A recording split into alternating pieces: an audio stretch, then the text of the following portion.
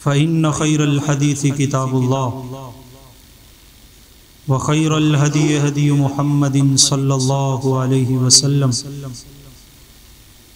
وشر الأمور محدثاتها وكل محدثة بدعة وكل بدعة ضلالة وكل ضلالة في النار. أعوذ بالله من الشيطان الرجيم من همزه ونفخه ونفثه. بسم الله الرحمن الرحيم. إن الذين قالوا ربنا الله ثم استقاموا تتنزل عليهم الملائكة ألا تخافوا ولا تحزنوا وأبشروا بالجنة التي كنتم توعدون نحن أولياؤكم في الحياة الدنيا وفي الآخرة وَلَكُمْ فِيهَا مَا تَشْتَهِي أَنفُسُكُمْ وَلَكُمْ فِيهَا مَا تَدَّعُونَ نُزُلًا مِّن غَفُورٍ رَحِيمٍ. سامعین ذی احتشام،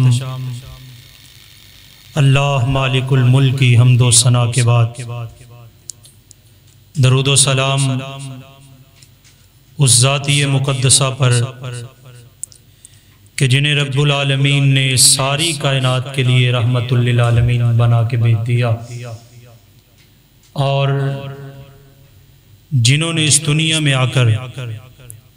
توحید کا پرچار کیا، اپنی رسالت کو لوگوں کے سامنے پیش کرتے ہوئے لوگوں کو من وعن اسلام کے مطابق اپنی زندگی کو ڈھالنے اور گزارنے کا کہا. اللہ جل شانہ کی اتنی نعمتیں ہیں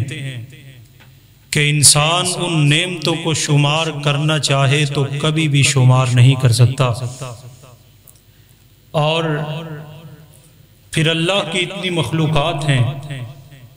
جن کی بیک وقت وہ سنتا بھی ہے، ان کو دیکھتا بھی ہے، ان کے معاملات کو نمٹاتا بھی ہے. حضرات، اللہ جل شأنہ کے نور میں سے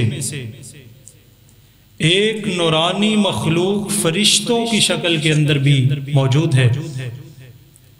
اور وہ فرشتے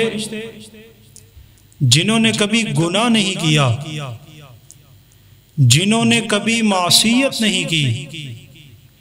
جنہوں نے کبھی رب العالمین کے حکم کی عدولی نہیں کی، لا یسبقونہ بالقول وہم بامرہ یعملون، جو کبھی رب کے حکم کے آگے نہیں بڑھے، جس موقع پر، جس لمحے پر اللہ جل شأنہ نے انہیں جس کام کے لیے مقرر فرما دیا، انہوں نے وہی کام کیا اور وہی نمٹانے کی کوشش کی ہے. فرشتے سارے ہی عظیم ہیں، سارے ہی بالا ہیں، سب کی عظمت اپنی جگہ، مقام اپنی جگہ، شرف اپنی جگہ، لیکن وہ فرشتہ جو تمام فرشتوں کا سردار ہے، جسے روح الامین کہا جاتا ہے، جو تمام فرشتوں کی سرداری لیے ہوئے بطور حاکم ان پہ مقرر کیا گیا ہے، جس کی ڈیوٹی کے اندر یہ بھی تھا کہ اس نے سرور گرامی علیہ السلام پہ وحی کو بھی پہنچانا ہے، اور اس کے ساتھ ساتھ اس کی ڈیوٹی یہ بھی تھی کہ اللہ جل شأنہ کی طرف سے نازل کردہ قرآن حکیم بھی من وعن اس نے اسی حفاظت کے ساتھ لوگوں تک منتقل کرنا ہے. اس نے اپنی ڈیوٹی کو نبھایا، اس کو سر انجام دینے کی کوشش کی ہے. من وعن اللہ کی طرف سے جو آرڈر تھا، جو حکم تھا، اس کو تسلیم بھی کیا اور لوگوں تک اس کا نفاذ بھی کر دیا. اور اللہ کے کچھ فرشتے ایسے بھی ہیں جن کی ڈیوٹیاں انسان کے اوپر لگا دی گئی ہیں. انسان چلتا ہے تو اس کے آگے چلتے ہیں، انسان سیر کرتا ہے تو اس کے پیچھے ہوتے ہیں. وہ اگر اپنے آپ میں کچھ جذبہ اور صلاحیت رکھتا ہے، اس کے دائیں بائیں آنے کی کوشش کرتے ہیں. اس کے اوپر بھی فرشتے ہیں، اس کی تمام جہاد کے اندر بھی فرشتوں کا نزول ہوتا رہتا ہے. اور یہ رحمت کے فرشتے اتنے مقدس ہوتے ہیں، اتنے بابرکت ہوتے ہیں، حتیٰ کہ جب انسان سوتا ہے ایک عمل کر کے تو انسان کے سرہانے کے پاس آ کے ساری رات اس کی پہرہ داری بھی کرتے ہیں. یہ کون ہیں؟ یہ رحمت کے فرشتے ہیں، یہ بخشش کے فرشتے ہیں. یہ وہ ہیں جنہوں نے کبھی گناہ نہیں کیا، یہ وہ ہیں جنہوں نے کبھی اللہ کے حکم کی نافرمانی نہیں کی. یہ وہ ہیں اگر رب سے دعا کریں اللہ ان کی دعا کو کبھی رد نہیں فرماتا. سرور گرامی علیہ التحیۃ و تسلیم فرماتے ہیں فرشتوں کا کن لوگوں پہ نزول ہوتا ہے؟ پہلی قسم ان لوگوں کی ہے جن پہ رحمت والے فرشتے نزول کرتے ہیں. یہ تو ایسے پاک باز لوگ ہیں، اتنے صاف رہنے والے. طہروا اجسادکم، اپنے جسموں کو پاک رکھنے والے، صاف رکھنے والے. طہرکم اللہ، اگر یہ اپنے جسموں کو پاک صاف رکھتے ہیں اللہ جل شأنہ بھی ان کو ضرور پاکی والی نعمت سے سرفراز فرما دیتے ہیں. یہ فرشتے جب انسان رات کو سونے لگتا ہے، اپنے بستر کی طرف جانے کا ارادہ کرتا ہے اور اس سے قبل وضو کرتا ہے، یہ عظیم الشان کام وضو والا کہ اگر بسم اللہ پڑھ کے نیت کر کے انسان اس کو سر انجام دے، ہاتھوں کو دھوئے، ہاتھوں کے گناہ معاف ہو جاتے ہیں. حتیٰ کہ انسان کا یہ جو ناخن ہے، اس کے اندر والا جو حصہ ہے، اگر یہاں پہ بھی کوئی گناہ موجود ہے دھونے کی وجہ سے یہ بھی صاف اور پاک ہو جاتے ہیں. انسان کولی کرتا ہے، ناک میں پانی چڑھاتا ہے، اپنے چہرے مبارک کو دھوتا ہے، اپنے ہاتھوں کو اپنی کوہنیوں تک یا اس سے کچھ اوپر تک دھونے کی کوشش کرتا ہے، سر اور کانوں کا مسح کرتا ہے، اور آخر میں اپنے دائیں اور بائیں پاؤں کو دھو لیتا ہے. کلی کی، منہ کے اندر کے گناہ معاف، چہرے کو دھویا، چہرے کے گناہ معاف، ہاتھوں کو دھویا، ہاتھوں کے گناہ معاف، سر کا مسح اور کانوں کا مسح کیا. جو اللہ کی بغاوتیں ہوئی، جو لغزیں ہوئی، جو نافرمانیاں کانوں کے ذریعے انسان نے سماعت کی ہیں، وہ ساری کی ساری انسان کی معاف کر دی جاتی ہیں. حتیٰ کہ انسان اگر کسی گناہ کی طرف اپنے قدموں کے ذریعے چلتا ہوا گیا، وضو کرنے کی وجہ سے اللہ جل شأنہ اس کے وہ سارے کے سارے گناہ معاف کر دیتے ہیں. اور جب انسان صبح فجر کے وقت وضو کرتا ہے، ظہر تک کچھ کمی بیشی ہو جاتی ہے، پھر ظہر کے وقت وضو کر کے بارگاہ خداوندی میں سرخرو ہو جاتا ہے، عصر کے وقت وضو کرتا ہے، مغرب کے وقت وضو کرتا ہے، عشاء کے وقت وضو کرتا ہے، ہر نماز کی ادائیگی کے لیے وضو کرتا ہے.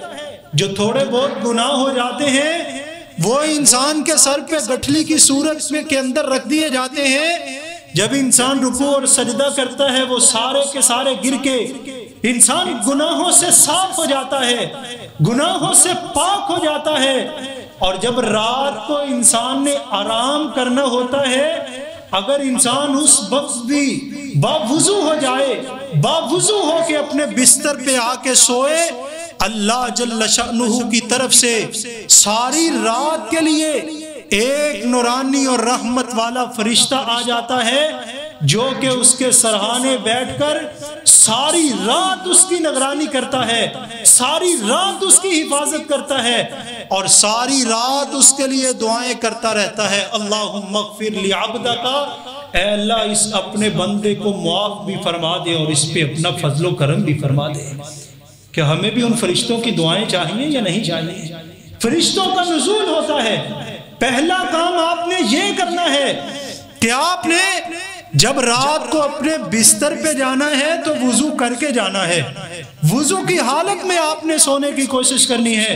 اور دوسرا وہ عمل جس پر اللہ جل شانہ کی طرف سے فرشتوں کا نزول ہوتا ہے۔ سرور گرامی علیہ السلام فرماتے ہیں، حدیث قدسی ہے، مجتمع قوم فی بیت من بیوت اللہ یتلون کتاب اللہ وَيَتَدَارَسُونَ بَيْنَهُمْ إِلَّا نَزَلَتْ عَلَيْهِمُ السَّكِينَةُ وَغَشِيَتْهُمُ الرَّحْمَةُ وَحَفَّتْهُمُ الْمَلَائِكَةُ وَذَكَرَهُمُ اللَّهُ فِي مَنْ عِنْدَهُ۔ امام الانبیاء صلی اللہ علیہ وسلم فرماتے ہیں، جب اللہ کے گھروں میں سے کسی گھر کے اندر قرآن کی محفل لگ جاتی ہے، قرآن کی مجلس لگ جاتی ہے، بچے آ رہے ہیں، جوان آ رہے ہیں، بوڑھے آ رہے ہیں، قرآن کو سیکھنے کے لیے، ناظرے کے لیے، ترجمے کے لیے،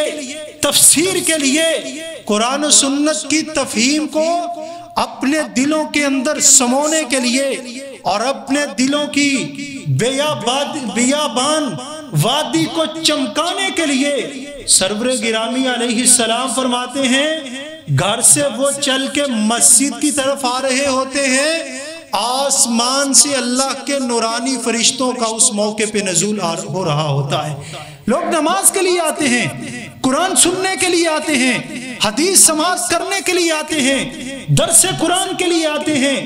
جمعۃ المبارک کی ادائیگی کے لیے آتے ہیں۔ اللہ کے نورانی فرشتے آسمان سے نزول کرتے آتے ہیں، اور جب لوگ بیٹھ جاتے ہیں سماعت شروع ہو جاتی ہے، اور اس موقع پر اللہ کے جتنے بھی فرشتے آئے ہوتے ہیں وہ سارے کے سارے ان لوگوں کو گھیرے میں لیے ہوتے ہیں۔ آج بھی فرشتے موجود ہیں۔ جمعۃ المبارک کی ادائیگی میں ایک وہ فرشتے موجود ہیں جو آسمان سے اس لیے آئے ہیں کہ ہم نے بھی جمعے کو سماعت کرنا ہے، اور یہ جو اللہ کے مقرب ترین بندے ہیں ان کو ہم نے گھیرے میں لینا ہے، ان کے لیے رحمت کی دعا کرنی ہے، ان کے لیے بخشش کی دعا کرنی ہے۔ اور دوسرے نمبر پر وہ فرشتے ہیں جو جمعۃ المبارک کی ادائیگی سے قبل مسجد کے دروازے پہ موجود تھے، اور جو لوگ خطبہ شروع ہونے سے پہلے پہلے مسجد کے اندر تشریف لے آئے، فرشتوں نے ان کا نام لسٹ اور فہرست میں لکھا، اور یہی لسٹ اور فہرست اللہ جل شانہ کی بارگاہ میں پیش کی جائے گی۔ اس میں خصوصاً ان لوگوں کے نام ہوں گے، وہ اللہ کے مقربین ہوں گے، وہ اللہ کے خوش نصیب بندے ہوں گے، وہ رب کی رحمتوں کے خصوصی حقدار اور مستحق ہوں گے، جو جمعۃ المبارک کی ادائیگی سے قبل خطیب پہ خطبہ شروع کرنے سے قبل مسجد کے اندر تشریف لے آئے۔ اور جب خطبہ شروع ہو گیا وہ فرشتے بھی اب اس مجلس کے اندر موجود ہیں، ہمیں نظر نہیں آتے، ہر مسجد کے اندر جاتے ہیں، ہر مقام پہ جاتے ہیں۔ اللہ کے فرشتوں کی بات پوچھتے ہو، ان کی تعداد اتنی ہے، اتنی تعداد ہے، ان کی اتنی تعداد ہے، بیت اللہ الحرام ہے، اس کے بالکل اوپر بیت المعمور ہے۔ بیت اللہ کا طواف جہاں فرشتے کرتے ہیں وہاں انسانیت بھی کرتی ہے، اور بیت المعمور کا طواف صرف فرشتے کرتے ہیں۔ حیرانگی اور ششدری کی بات یہ ہے کہ جو فرشتہ ایک مرتبہ بیت المعمور کا طواف کر لے، دوبارہ قیامت تک طواف کرنے کے لیے اس کی باری نہیں آئے گی۔ اتنے اللہ کے فرشتے ہیں، اتنے مقرب ترین ہیں۔ وَذَكَرَهُمُ اللَّهُ فِي مَنْ عِنْدَهُ، پھر اللہ ان اپنے پیاروں کا تذکرہ کرتا ہے، ان اپنے محبوب بندوں کا تذکرہ کرتا ہے جن کو فرشتوں نے اپنے گھیرے میں لیا ہوتا ہے، جو قرآن و سنت کی باتیں سننے کے لیے اللہ جل شانہ کے گھر میں تشریف فرما ہوتے ہیں، جلوہ افروز ہوتے ہیں۔ لوگوں جو قرآن سیکھنے کے لیے آئے، بچہ ہو، جوان ہو، بوڑھا ہو، مرد ہو یا خواتین ہو، امام الانبیاء علیہ السلام کی حدیث کے مطابق ان لوگوں پر بھی اللہ کے رحمت کے فرشتوں کا خاص نزول ہوتا ہے۔ تیسرے نمبر پہ وہ کون سا عمل ہے جس سے اللہ کی رحمت کے فرشتوں کا نزول ہوتا ہے؟ رب کی رحمت والے فرشتے آتے ہیں، نورانی مخلوق جن لوگوں کو اپنے گرد گھیرے میں لے لیتی ہے۔ امام کائنات علیہ السلام فرماتے ہیں ما من مسلم عاد مسلما عاد اخاہ الا 70,000 ملک۔ سرور گرامی علیہ السلام کے نبوت والی زبان اقدس سے نکلے ہوئے یہ جوامع الکلم، جوامع کلمات، یہ نبوت والی، پیار والی، محبت والی، لگن والی، عقیدت والی، رحمت للعالمین علیہ السلام کی زبان نبوت سے یہ بات نکلی ہے کہ جو مسلمان بھی کسی دوسرے مسلمان اور اپنے بھائی کی عیادت کرنے کے لیے اس کے پاس تشریف لے جاتا ہے، 70,000 فرشتہ اس انسان کے لیے دعائیں کرتا ہے، یصلون، اس پہ درود بھیجتا ہے۔ فرشتوں کا درود یہ ہے کہ فرشتے اس انسان کے لیے رحمت اور مغفرت کی دعائیں کرتے ہیں، فرشتوں کا نزول ہے۔ اگر صبح کے وقت عیادت کے لیے گیا، شام تک فرشتوں کی اس کے لیے رحمتیں ہوں گی، برکتوں کی دعائیں ہوں گی، اور اگر شام کے وقت گیا، صبح تک اس انسان کے لیے اللہ کے ملائکہ اور رحمت والے فرشتے اس انسان کے لیے دعائیں کرتے رہیں گے۔ لیکن بدقسمتی سے جدید دور کی ٹیکنالوجی کے مطابق اور جدید دور نے ہمیں اپنے بھنور کا ایسے شکار بنا دیا کہ ہم اتنے مصروف ہو گئے، اتنے مصروف ہو گئے، ہمیں اپنے آپ کی فرصت نہیں رہی، اپنی بھی دیکھ بھال کرنے کی فرصت نہیں رہی، نہ ہمیں اپنے بہن بھائیوں کا خیال رہا، نہ اپنے عزیز و اقربا کا خیال رہا، اور مسجد کے اندر با جماعت نماز ادا کرنا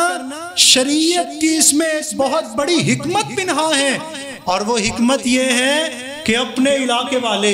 اپنے محلے والے، اپنے شہر والے، دیہاتوں والے، گاؤں والے مسجد میں آئیں گے، ایک دوسرے کے ساتھ تعلقات بڑھیں گے، روابط ہوں گے، ملاقاتیں ہوں گی۔ اگر کوئی ایک انسان مسجد میں نہیں آ رہا، دوسرا پوچھے گا، اگر وہ بیمار ہے اس کی عیادت کے لیے جائے گا،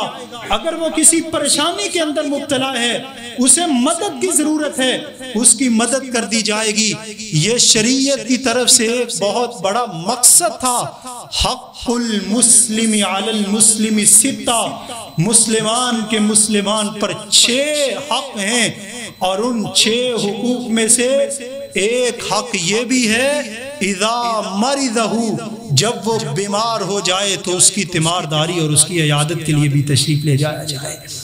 70,000 فرشتہ ہمارے لیے، میرے اور آپ کے لیے دعائیں کرے، تو ہمیں کیا وجہ ہے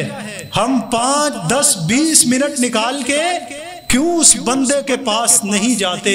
جو بیماری میں مبتلا ہے، جس کو بیماری میں اللہ نے ڈالا ہے، اور بیماری سے اس سے صحت یاب کرنا ہے تو اس باری تعالیٰ نے کرنا ہے۔ وَإِذَا مَرِضْتُ فَهُوَ يَشْفِينِ۔ حضرت ابراہیم علیہ السلام کی دعا، جب میں بیمار ہوتا ہوں، میرا خدا، میرا رب، میرا خالق و مالک و پالنہار صرف وہی ذات ہے جو مجھے شفا عطا فرماتی ہے۔ اور ایک چوتھا عمل جس کے ذریعے فرشتوں کا نزول ہوتا ہے، سرور کائنات جناب محمد الرسول اللہ صلی اللہ علیہ وآلہ وسلم فرماتے ہیں، اپنے بھائی کی عدم موجودگی میں من دعا لأخیہ، جس نے اپنے بھائی کے لیے دعا کی،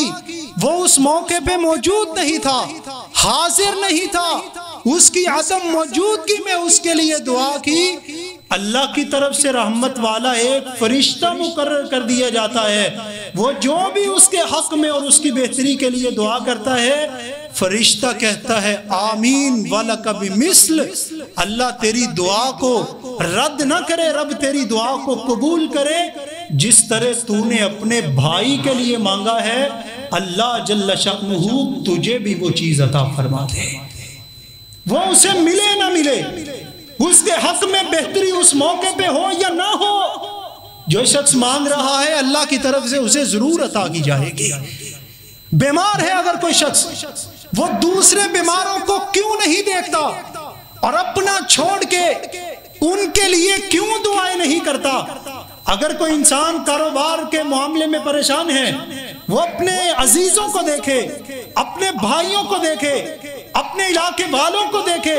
جو کاروبار کے سلسلے میں پریشان ہیں، روزانہ ان کے لیے دعا کیا کرے، التجا کیا کرے، اس بارگاہ خداوندی میں اپنے دست کو دراز کیا کرے۔ رب کعبہ کی قسم اٹھا کے کہتا ہوں، تمہارا اپنے بھائی کی عدم موجودگی میں اس کے لیے دعا کرنا وہ بھی قبول ہوگا، اور جس پریشانی میں تم مبتلا ہو اللہ رب العالمین تمہارے دعا اور دوسرے انسان کی احساس مندی کی وجہ سے اللہ تمہیں اس سے پہلے چیز عطا فرمائے گا۔ فرشتے کا نزول ہوتا ہے، فرشتہ آمین کہتا ہے۔ امام احمد بن حنبل رحمت اللہ علیہ فرماتے ہیں، میں روزانہ ادعو لہم ستہ، میں 6 لوگوں کے لیے نام لے کے دعا کرتا ہوں۔ ان میں سے ایک میرے استاد امام شافعی رحمت اللہ علیہ بھی موجود ہے، اور آپ صلی اللہ علیہ وسلم کے پیارے صحابی حضرت ابو درداء رضی اللہ تعالی عنہ، ان کی بیوی ام درداء رضی اللہ تعالی عنہ فرماتی ہیں، ابو درداء کے کم و بیش 300 دوست تھے، اور روزانہ اللہ کے پیغمبر کے یہ صحابی، یہ جانثار، یہ وفادار، یہ پیغمبر کے پیارے اور پیغمبر کے محب، روزانہ ان 300 اپنے دوستوں کا نام لے کے ان کے لیے دعائیں کیا کرتے تھے۔ کس وجہ سے؟ مجھے فرشتوں کی دعا نصیب ہو، ان کی رحمت مجھے ملے، وہ جو بھی دعا کریں، میں جو بھی دعا کروں، جو بھی ان کے حق میں التجا کروں، اللہ جل شأنہ کے معزز اور بابرکت فرشتے آمین کہیں۔ جہاں ان لوگوں کو وہ چیز نصیب ہوگی وہاں مجھے بھی اللہ جل شأنہ وہ چیز عطا فرمائے گا۔ 5ویں چیز جس سے فرشتوں کا نزول ہوتا ہے، مہمان نوازی کرنا۔ کوئی مہمان گھر میں آ جائے، اپنی حیثیت سے بڑھ کے اس کی خدمت کرنا، اپنی حیثیت سے بڑھ کر اسے اچھے سے اچھا کھانا پیش کرنا۔ آپ نے فرمایا مہمان کے 3 حق ہیں، مہمان کے لیے خصوصی طور پر تم کم از کم 3 دن اچھا کھانا پیش کرو، اگر پھر اس کے بعد تمہارے پاس حیثیت ختم ہو جائے تم پھر روٹین کے مطابق اسے کھانا دیتے رہو، پیش کرتے رہو۔ اور سرور گرامی علیہ السلام ایک صحابی کی دعوت پہ تشریف لے گئے، جب آپ نے کھانا تناول فرما لیا آپ نے بارگاہ خداوندی میں دعا کی، افطر عندکم الصائمون، تمہارے پاس روزہ دار اپنے روزوں کو افطار کرتے رہیں، افطر عندکم الصائمون۔ دوسری دعا وَأَقَلَ طَعَامَكُمُ الْأَبْرَارِ، تمہارا کھانا نیک اللہ کے برگزیدہ تقرب حاصل کرنے والے، تقوی کے ماہر اور اس کی صلاحیت کو اجاگر کرنے والے تمہارا کھانا کھائیں۔ تیسری دعا وَصَلَّتْ عَلَيْكُمُ الْمَلَائِكَةُ، اللہ کے معزز اور نورانی فرشتے تمہارے اوپر درود بھیجتے رہیں اور تمہارے لیے رحمت و بخشش کی دعائیں کرتے رہیں۔ میں مہمان نوازی میں ایک دوسرے سے بڑھ کے آگے اس سلسلے کو جاری کرنا چاہیے، اس سلسلے کو شروع کرنا چاہیے۔ اور امام الانبیاء صلی اللہ علیہ وسلم کی حدیث مبارکہ کے مطابق جس میں سرور گرامی علیہ السلام کا فرمان موجود ہے، ان لوگوں کے حوالے سے جو اپنے آپ سے بڑھ کر، اپنے گھر والوں سے بڑھ کر مسجد کو دیکھتے ہیں، اس کی ذمہ داری کو سنبھالے ہوئے ہیں، اس کے نظام کو دیکھتے ہیں، اس کے نظام و انصرام کو چلانے میں اپنی پوری کی پوری طاقت، اپنی پوری کی پوری ہمت کو صرف کر دیتے ہیں، اپنی پوری توانائی لگا دیتے ہیں اس کی تعمیر کے اندر، اس کی ترقی کے اندر، اس کو آگے سے آگے لے جانے کے اندر۔ سرور گرامی علیہ السلام فرماتے ہیں جو لوگ اس کی آباد کاری کرتے ہیں، اس کے سلسلے میں ہر قسم کا مالی تعاون ہو، ذہنی تعاون ہو، صلاحیت کے اعتبار سے تعاون ہو، اپنے اور بیگانوں کو مسجد میں لانے کے متعلق تعاون ہو۔ آپ علیہ السلام فرماتے ہیں جو لوگ یہ کام کرتے ہیں اگر وہ کسی موقع پر مسجد سے غائب ہوں، غیر حاضر ہوں، فرشتے ان کی جگہ پوری کرتے ہیں۔ اگر وہ بیمار ہو جائیں، فرشتے ان کی عیادت کرتے ہیں، اور اگر کسی موقع پہ وہ پریشان ہو جائیں، فرشتے ان کے لیے خاص اللہ رب العالمین سے مدد طلب کرتے ہیں۔ یہ فرشتے ہیں، کون ہیں؟ جنہوں نے کبھی گناہ نہیں کیا، جنہوں نے کبھی معصیت نہیں کی، جنہوں نے کبھی اللہ کے حکم کی عدولی نہیں کی، جنہوں نے کبھی نافرمانی نہیں کی۔ ایک شخص ہو جو نیک ہو، پارسا ہو، صلحاء ہو، اتقیاء میں اس کا شمار ہوتا ہو، ہم بڑے اعتماد کے ساتھ، بڑے یقین کے ساتھ اسے کہتے ہیں ہمارے لیے دعا کرنا۔ وہ پھر بھی انسان ہے، انسان ہونے کے ناطے اس سے غلطی ہو سکتی ہے، اور یہ اللہ کے فرشتے جن سے غلطی کا امکان تک موجود نہیں ہے، اس کے باوجود بھی وہ اللہ کے معزز اور نورانی فرشتے میرے اور آپ کے لیے دعائیں کریں، اس سے بڑھ کر میرے اور آپ کے لیے کوئی خوش آمد چیز نہیں ہو سکتی۔ اور اگلی چیز، جو معلم خیر ہوتا ہے، خیر کی باتیں بتانے والا ہوتا ہے، دین کی بات بتانے والا ہوتا ہے، نیکی کا حکم دینے والا، برائی سے منع کرنے والا، لوگوں کو دین کی طرف راغب کرنے والا، صراط مستقیم کے راستے دکھانے والا اور اس کی طرف گامزن کرنے والا، سرور گرامی علیہ السلام فرماتے ہیں، توجہ کیجئے، ان اللہ وملائکتہ واہل السماوات والارضین وحتی النملۃ فی جوہرہا وحتی الحوت، اللہ بھی، اس کے فرشتے بھی، سارے آسمانوں والے بھی اور سارے زمین والے بھی، حتیٰ کہ چیونٹیاں اپنی بلوں میں اور مچھلیاں پانی کے اندر رہتے ہوئے، جو لوگوں کو خیر کی بات بتاتا ہے، جو لوگوں کو سیدھا راستہ دکھاتا ہے، یہ سارے کے سارے اس کے لیے بخشش اور رحمت کی دعائیں کرتے ہیں۔ اور جو انسان طالب علم بن کے، بچہ ہو یا بڑا ہو یا بزرگ ہو، مرد ہو یا خواتین ہو، جب یہ اپنے گھر سے دین کا علم سیکھنے کے لیے، امر بالمعروف سیکھنے کے لیے اور برے کاموں سے منع ہونے کے لیے جب کسی چیز کو دیکھتے ہیں، اللہ کے نورانی فرشتے، مقرب ترین فرشتے ان لوگوں کے پاؤں کے نیچے اپنے پر بچھا دیتے ہیں۔ اس سے بڑی خوشخبری والی بات، خوش آئندگی والی بات میرے اور آپ کے لیے نہیں ہوتی ہے۔ حضرات ذی احتشام، اگر ہم چاہتے ہیں اللہ کے مقرب بندے، اللہ کے نیک بندے، اللہ کے وہ صلحاء اتقیاء لوگ بھی ہمارے لیے دعائیں کریں، اور اس کے ساتھ ساتھ سب سے بڑھ کر اللہ کی جو نورانی مخلوق ہے وہ میرے اور آپ کے لیے دعائیں کرے، سب سے پہلا کام ہم نے یہ کرنا ہے کہ ہم نے باوضو سونا ہے۔ سوئیں گے انشاءاللہ، جب بھی اپنے بستر کی طرف جائیں ہم نے وضو کرنا ہے۔ ساری رات ہمارے سرہانے ایک فرشتہ مقرر کر دیا جائے گا، وہ ساری رات ہمارے لیے رحمت اور بخشش کی دعائیں کرتا رہے گا۔ دوسرا کام جو ہمارے کرنے والا ہے وہ ہم نے یہ کرنا ہے، اللہ کے گھروں میں آنا ہے، جہاں قرآن کی محفل ہو، قرآن کی مجلس ہو، جمعۃ المبارک کی ادائیگی ہو،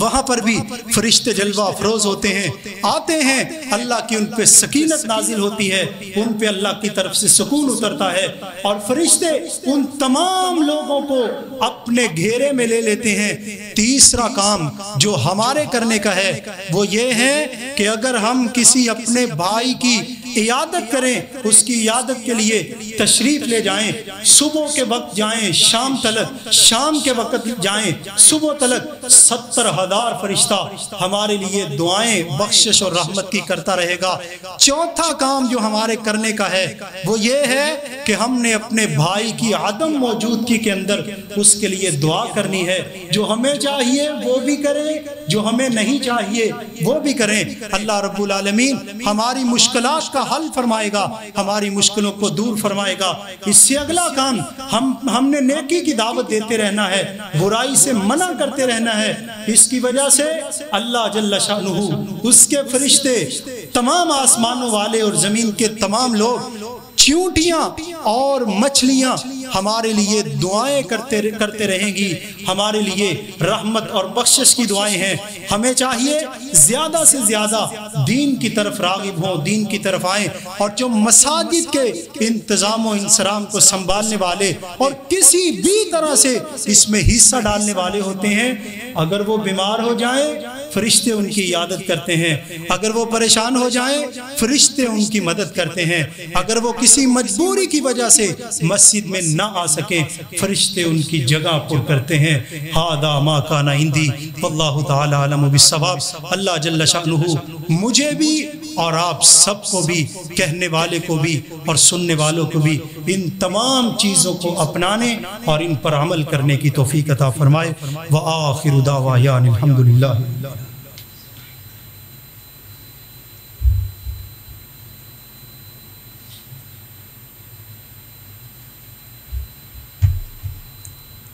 ان الحمد للہ